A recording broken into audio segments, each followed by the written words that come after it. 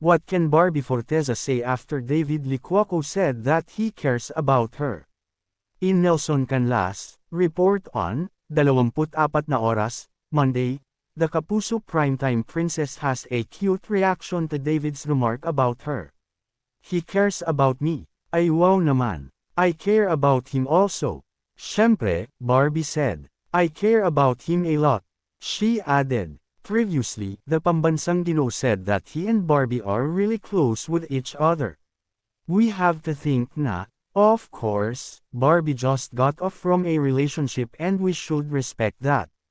Kailangan niyang mag-heal, David said.